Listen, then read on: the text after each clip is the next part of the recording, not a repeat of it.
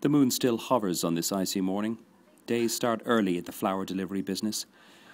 Christmas is one of the busiest times of the year for bunches. And when the government briefed about strivers, it probably had the Turner family in mind. That family business started out under an umbrella 23 years ago.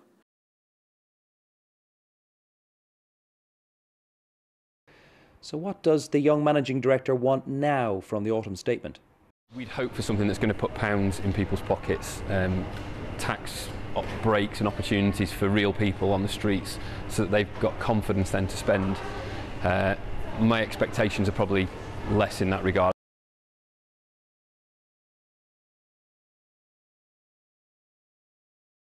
So as the Chancellor began his speech, 4 employees with 4 very different incomes were watching carefully. So what do you make of that corporation tax cut to 21%? That's going to affect you guys. Yeah, it's a few more pounds which we're able to keep.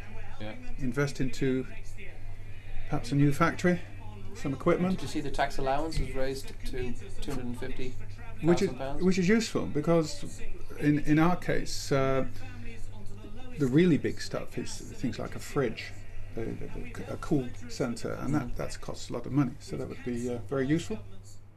Chris started off in the call centre and without any formal training, now he's marketing manager. I think there's a lot of talk and not a great deal of policies. I don't think he's got a lot of room to manoeuvre. I think the corporation tax cuts are good. He's done as much as he can in terms of people's personal allowances, increased the ISA amount, which will give people a little bit more. Yeah. But I don't think there's a lot there, to be honest. There was limited sympathy, though, for those facing benefit cuts. I think it's a self-motivation to want to come in and do better every day. I'm not sure they're doing enough to encourage enough people to do that. Again, the benefits are so high for a lot of people that there isn't really the encouragement to get up and go out and try and improve their own skill set, to try and improve their lives. Especially when you're being paid not to. So there again? Especially when you're being paid not to. When you're being paid just not to have a job. So these are the people sitting at home? Yeah. Right. 18-year-old Hannah joined Bunches as an apprentice. Now she's full-time and believes the jobs market is not too bad.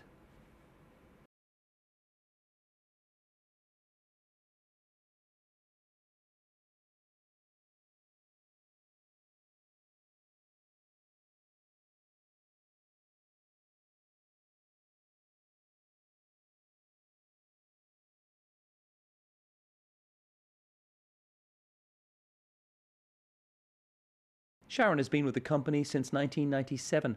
Her daughter is also employed here. She hasn't had a holiday, though, in 3 years. You used to have to go out and buy clothes or go on holiday or... it's just work and pay bills. The Newstead colliery closed in 1987, scarring the town in many ways. Clarence worked there for 37 years. And on this icy day, he was hand-delivering Christmas cards.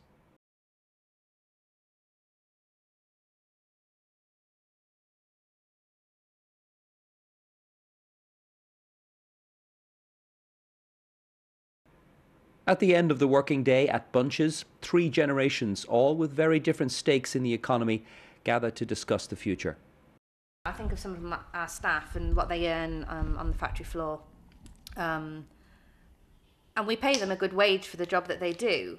However, it's on the lower end.